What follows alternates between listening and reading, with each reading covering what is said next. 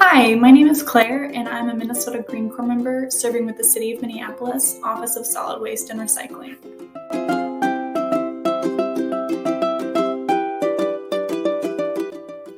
So our office's primary role is as a waste hauler, and most of our staff are out in the field collecting trash, recycling, and organics from Minneapolis homes.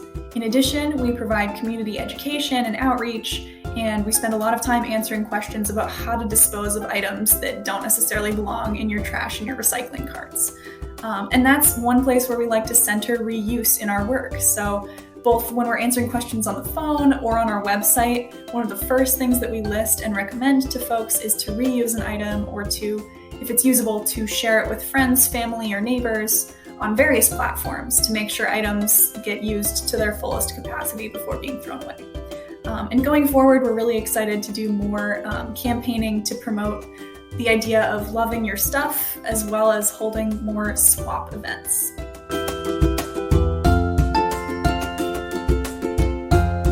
So namely, one of our first swap events has been our garden tool swap, which we started in spring of 2021, and we just held our second swap this spring of 2022. And both events have been a huge success with increasing participation this second year. And the reason we started with garden tools is because so many folks really started backyard gardening and landscaping and spending more time at home over the last couple of years and enjoying the space that they have. And we wanted to make sure that as items start to maybe get neglected by folks that don't have the time anymore, and maybe took on too much, and as more people start new backyard gardens, we want to make sure that all of those items get used to their fullest capacity. And that's why we started with garden tools. And so far, it's been a huge success. This second year, we held the swap at 7 citywide parks, and it's been a blast.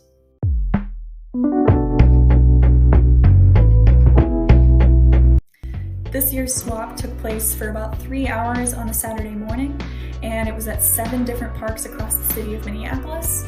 And at each of those parks, anywhere from 2 to 4 volunteers was present to help unload vehicles, tally items as they were dropped off and taken, and chat with participants about what their gardening plans were. Participants were welcome to take or leave anything that they wanted. There was no limit on dropping off or taking items. You did not have to bring items to participate in the swap, and everything was free.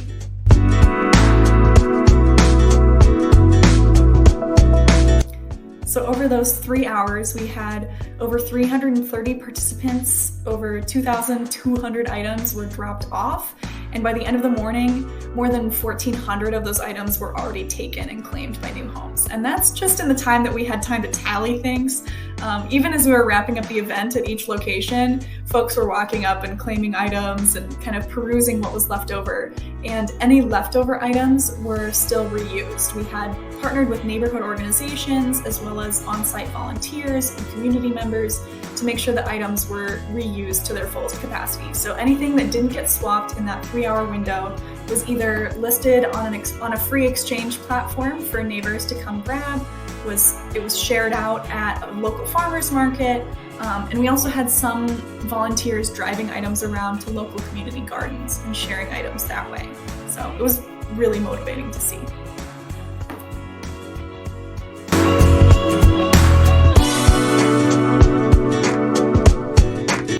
Another ongoing reuse activity that our office is really excited about is our Facebook group, which now has upwards of 800 members, and its primary purpose is to answer tricky recycling and organics questions. So by posting those answers publicly where 800 plus people can see them, we help reduce confusion pretty efficiently.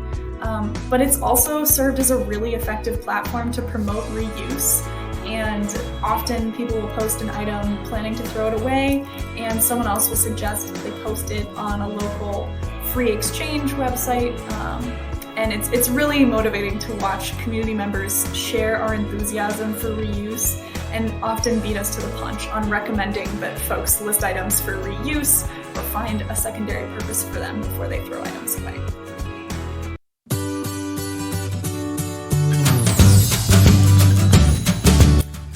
Minneapolis Solid Waste and Recycling loves being a Reuse Minnesota member for a number of reasons, but I think primarily among them, it's really grounding to connect with other organizations that want to center reuse in their work and are already doing really awesome work.